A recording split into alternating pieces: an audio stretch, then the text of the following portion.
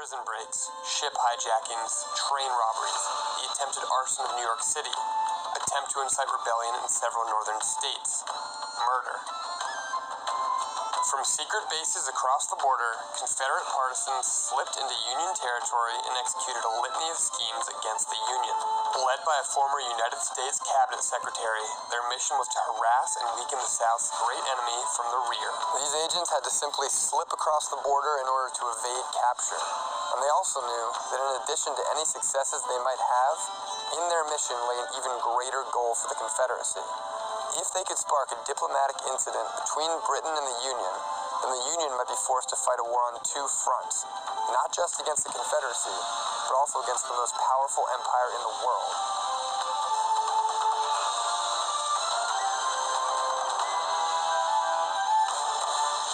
By 1864, Confederate President Jefferson Davis was getting desperate.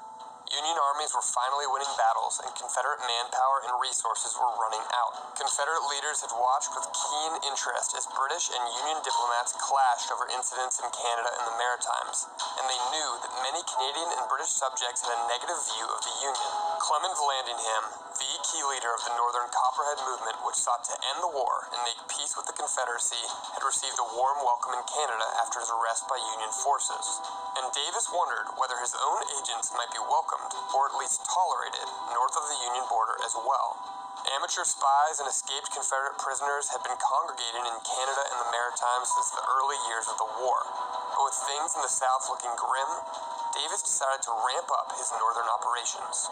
In spring of 1864, Davis dispatched Jacob Thompson to proceed to Canada and began organizing Confederate actions against the North there. Thompson, a talented Mississippian, had been Secretary of the Interior during the Buchanan administration before resigning to join the Confederacy. He was given orders to harass the Union as best he could, as well as a war chest of millions of dollars, a huge sum at that time. He quickly set off, dodged the Union blockade, made it to Bermuda, and took a British ship for Halifax. Thompson eventually set up his headquarters in Toronto, and, with a network of agents throughout the Canadian and maritime colonies, began to go to work. One of the most dramatic operations that Thompson was involved in was actually dreamed up by a young Virginian named John Bell, and was directed at the Union prison at Johnson's Island on Lake Erie. During the Civil War, Johnson's Island was used primarily for Confederate officers, including over 20 Confederate generals, and at various times held over 3,000 important prisoners. As was typical of prisoner of war camps during the Civil War, the conditions on Johnson's Island were atrocious, and over 200 Confederates who died during their imprisonment are buried on the island. The prison was guarded by the USS Michigan, a Union frigate which openly flouted the British North American Disarmament Treaty and was the best armed ship on the Great Lakes. Bell's goal was to seize the Michigan and use it to free Confederate prisoners on the island. The plan was to hijack a passenger steamer, the Philo Parsons, and use it to board the Michigan. Usually it would be impossible to board an active military vessel with a passenger ship, but another co-conspirator, Confederate Captain Charles Cole, had ingratiated himself with the Michigan's officers by posing as a rich, sympathetic Northerner. And he had even visited Johnson's Island and informed the Confederates imprisoned there that at a signal from the Michigan, they were to rise up and overthrow their guards. On the night of the raid, Cole was to throw a dinner party for the Michigan's officers and drug their wine. With its officers subdued, the rest of the Confederates on the Philo Parsons would then have an easy time seizing the Michigan. It was a daring and risky plan. You kind of have to wonder whether Bell was reading too many adventure novels. But on September 19, 1864, all seemed to be going well, at first. Bell's second-in-command boarded the Philo Parsons in Detroit, while 19 more men, including Bell, boarded the ship at various stops on the Canadian side of the border. As the steamer neared Ohio and Johnson's Island, Confederate agents drew their weapons and took possession of the ship. They threw the cargo overboard and eventually released their prisoners on Middle Bass Island, 10 miles from Johnson's Island. After a quick skirmish, they also captured another Union vessel, the Island Queen, which was in the process of transporting 30 unarmed Union soldiers when it stumbled upon them. Bell and his men scuttled the Island Queen, landed the soldiers on the uninhabited island, and waited for a messenger from Cole to come and give them word that the officers were subdued. So, against the odds, Bell's plan seemed to be working.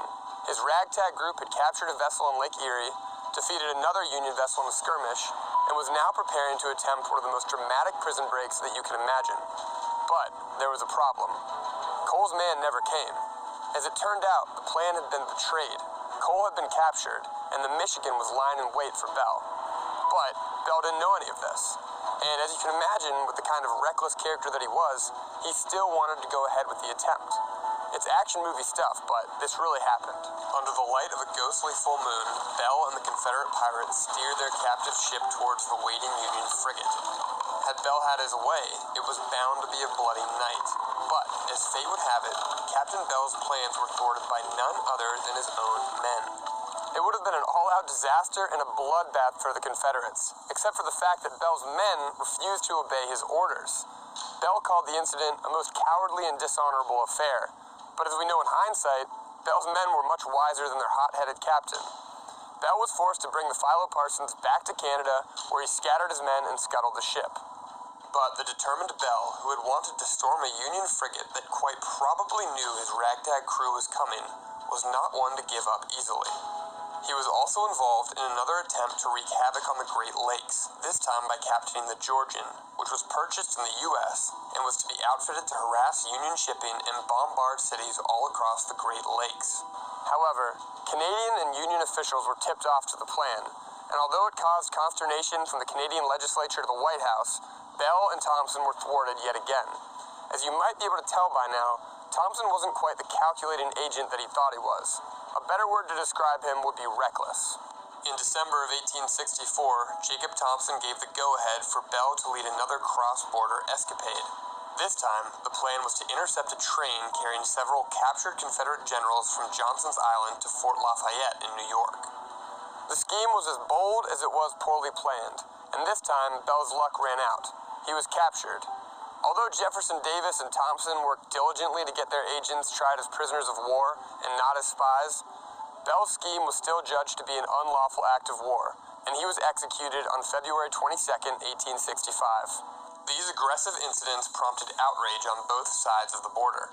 The Americans questioned Britain's true desire to enforce their neutrality, and more ships and men were deployed to the Canadian border and the Great Lakes region. Although the operation had been a failure, with each Union soldier sent north instead of south, Jacob Thompson's spy ring was succeeding in its mission. This is a key point about what Thompson and the Confederates were up to in Canada. It wasn't all about violent, daring raids like the one that Bell attempted. Thompson's plan was as much about distraction as it was about aggression. For example, one of his first missions did not involve a single gunshot. Soon after he arrived in Canada in 1864, Thompson contacted powerful New York publisher Horace Greeley and convinced Greeley that he was empowered by Jefferson Davis to engage in negotiations to end the war. Greeley bought it, and he used his huge national platform to pressure Lincoln into sending him, as well as his own emissary, future Secretary of State John Hay, to meet with Thompson's men. Of course, Lincoln and Greeley's demands, the abolition of slavery and the Union declared in perpetuity, were never going to be accepted by the Confederacy, and Thompson's men didn't even really have the power to negotiate. But, thanks to some deft propaganda, Thompson and his men convinced the national press, which thanks to Greeley had been following the so-called negotiations extremely closely, that Lincoln had changed his mind and botched the negotiations. As dead and wounded Union soldiers piled up, and the election of 1864 approached, it was a huge propaganda win for the Confederacy, and it was all organized by Jacob Thompson's spy ring.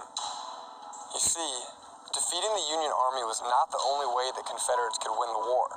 If Lincoln could be defeated in the election of 1864 by a pro-peace candidate, then the Confederacy could exist and achieve their aims without having to fight another battle. Thompson knew this, and one of his key goals was to stir up discontent with the Lincoln administration in the Union and support Copperhead candidates. One of Thompson's more grandiose schemes was to arm tens of thousands of anti-war Copperheads in the Midwest, use this force to disrupt the Republican Party convention in Chicago, and release tens of thousands of captured Confederates from Midwestern prison camps. The plan was supposed to culminate in Confederates and Copperheads overthrowing state governments throughout the Midwest and setting up their own Midwest Republic. However, Union spies caught wind of the plan, and Lincoln deployed more soldiers to Midwestern state houses and prisons. Thompson had also overestimated the amount of Copperhead support in the Midwest, and his men had to slowly fade away back across the border as the planned rebellion failed to materialize. Another daring plan, which I actually made a whole video about, which you can watch here, involved harnessing anti-Union sentiment in New York City to break the city off from the North before the 1864 elections. A coordinated operation by Confederate agents used Greek fire in an attempt to burn the city to the ground. Thompson did have other schemes as well that were more subtle. He did manage to get badly needed food, ammunition, and weapons from the Canadian and Maritime provinces to the South. And his network of agents was constantly working to stir up discontent and cause trouble in the Union. However, as I think you might have noticed by now, Lincoln and the Union spies were constantly aware that these schemes were going on. And although they didn't always manage to stop them completely, they were pretty successful in limiting their damage. With that being said, they still weren't able to stop the Confederates every time. St. Albans is a quiet town. Located just 20 miles from the Canadian border, its residents had no reason to believe that the Civil War would pay them a house call. But on October 19th, 1864, that's exactly what happened, and this place erupted in violence. Confederate Lieutenant Bennett Young of Kentucky was only 21 years old in 1864, but he had already ridden with Morgan's raiders, been captured by Union forces, escaped his captors, made it to Canada, and assisted in several of Spymaster Jacob Thompson's bold operations. But as the year went on, and the war news was nearly all bad for the Confederacy, it was time for Young to lead a daring action of his own. It is unclear what the primary motivation for Young's raid on St. Albans was.